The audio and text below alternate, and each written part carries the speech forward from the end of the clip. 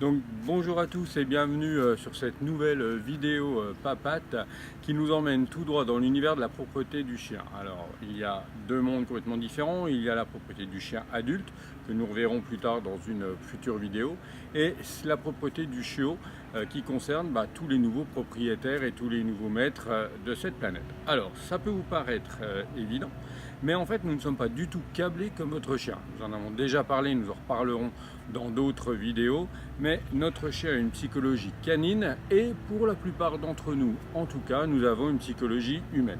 Ce qui fait finalement que en fait, nos attentes, nos perceptions des choses et celles de notre chien peuvent être diamétralement opposées. Alors pour ce qui touche de la propreté par exemple, puisque c'est le sujet du jour, votre chiot a sa propre perception des choses.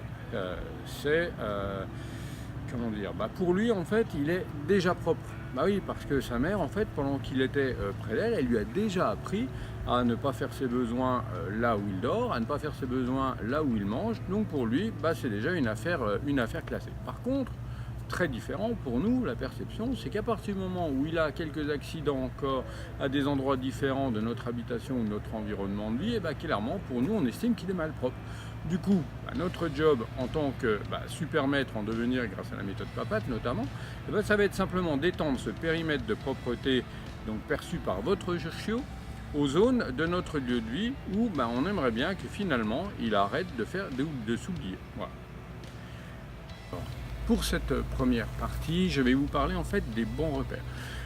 Pour vous aider, je vais vous donner en fait 3 repères qui vont vous permettre d'anticiper le fait de sortir votre chiot, qui vont par la suite lui permettre d'apprendre beaucoup plus vite à se retenir. Alors, techniquement, premier repère, c'est que votre chien va être capable de se retenir en moyenne 1 heure par mois d'âge. C'est-à-dire qu'un chien qui a 1 mois va pouvoir se retenir 1 heure, un chien qui a 2 mois 2 heures, 3 mois 3 heures, etc. etc.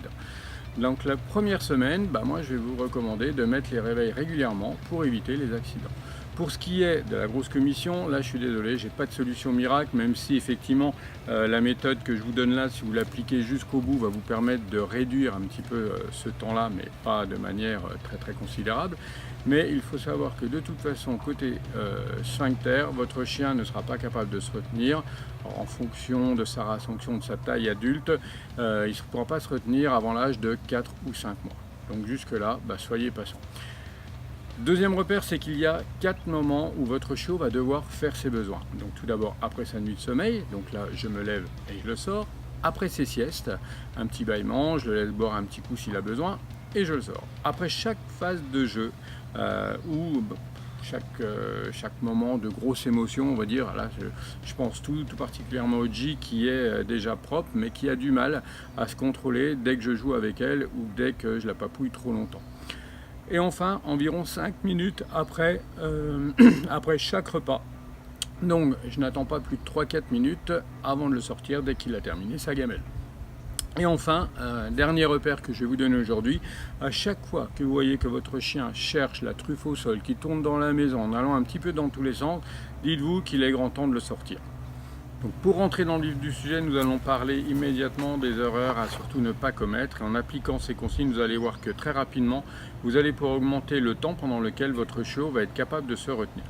Alors tout d'abord, la règle d'or, c'est nous ne nettoyons jamais devant notre chiot. Nous l'isolons, nous le mettons dehors par exemple. En tout cas, il ne doit pas nous voir nettoyer, sinon sa psychologie va traduire ça par « génial, mon maître s'occupe de moi lorsque je fais mes besoins ». Ensuite, la deuxième erreur à ne pas commettre, c'est nous ne devons jamais nettoyer l'eau de javel, tout simplement parce que l'odeur de l'eau de javel ressemble étrangement aux phéromones laissés en fait dans les déjections et dans l'urine des chiens, et du coup, même en nettoyant, mine de rien, votre chien va avoir tendance à vouloir refaire au même endroit parce qu'il va vouloir répondre aux différents messages qui sont laissés justement par ces phéromones. Surtout en troisième point, on ne sanctionne jamais son chiot si on ne le prend pas sur le fait.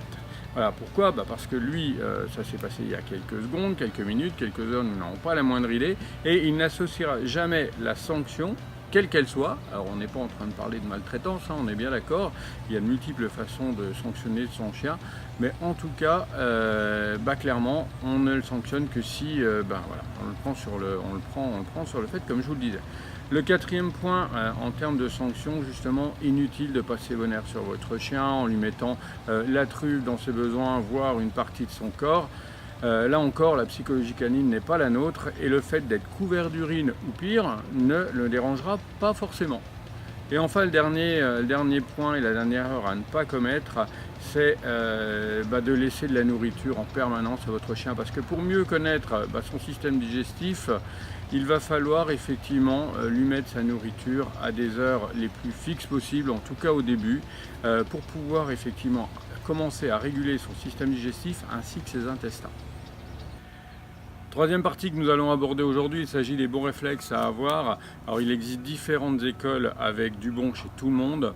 Le conseil que je vous donne moi, ça va être de prendre ce qui fonctionne pour vous. En tout cas, le retour que je vous fais est basé vraiment sur des retours d'expérience sur lesquels j'ai construit cette méthode Papat. Alors dans les bons réflexes, je vais vous parler de 6 points importants pour vous faciliter la vie. Alors tout d'abord, pour faciliter l'apprentissage de la propreté de votre chiot, apprenez-lui à faire ses besoins directement à l'extérieur. Pour ma part, le coup du journal que l'on déplace petit à petit vers la porte renforce malgré tout le fait de faire ses besoins dans votre maison. En plus, les odeurs que vous allez laisser derrière vous vont avoir tendance à attirer votre chiot de nouveau au même endroit et bien entendu, il va avoir tendance à vouloir refaire à cet endroit en question.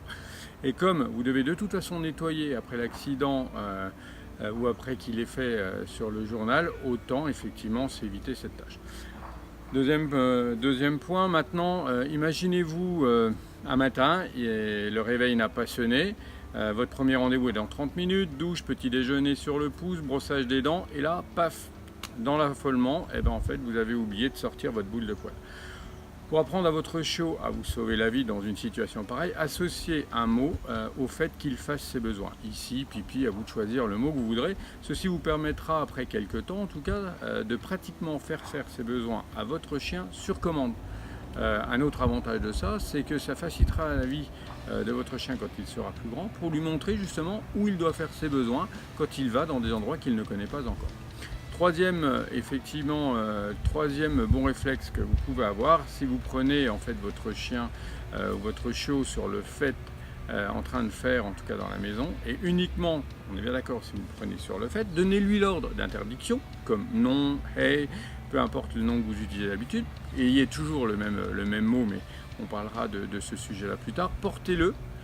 Comme je vous montre justement sur la vidéo en ce moment, ceci aura comme effet en fait de couper instantanément votre chiot. Emmenez-le dehors, déposez-le à l'endroit que vous aurez choisi et restez vers lui. De préférence dans un endroit calme, ça lui facilitera largement la vie.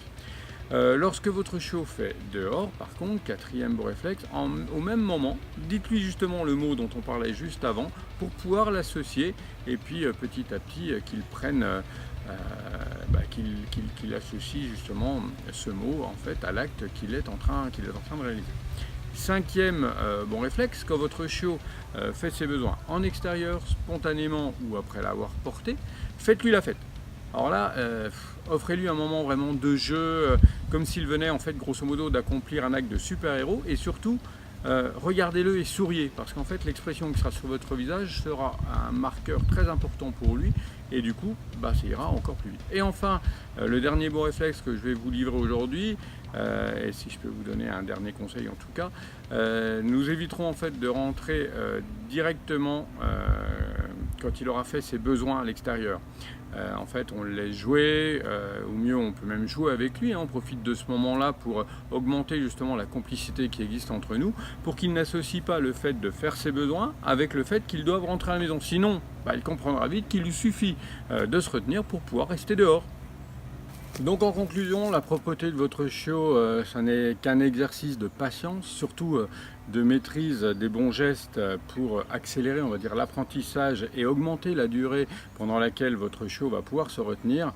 Dans une prochaine vidéo, je reprendrai la propreté du chiot avec des cas très particuliers auxquels nous avons justement été confrontés avec Oji et Onyx, à savoir la propreté chez les chiots, ou en tout cas quand vous avez un nouveau chiot qui arrive et d'autres animaux autour, car il y a quelques contraintes lorsque vous décidez justement d'avoir plusieurs animaux en même temps avec un ou plusieurs animaux en bas âge.